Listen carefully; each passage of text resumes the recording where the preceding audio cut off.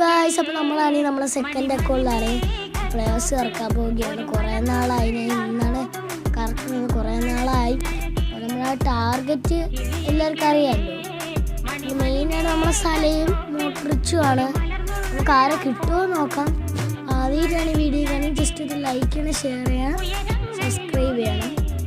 അപ്പോൾ പ്ലേയേഴ്സ് എല്ലാം വന്നിട്ട് കുറച്ച് ദിവസമായി, ഞാൻ കറക്കണമെങ്കിൽ കുറച്ച് ദിവസം കഴിഞ്ഞിട്ടാണ്. നമുക്ക് ആരെ കിട്ടുമോ നോക്കാം. വെയിറ്റ് ചെയ്യുന്നു. Okay guys,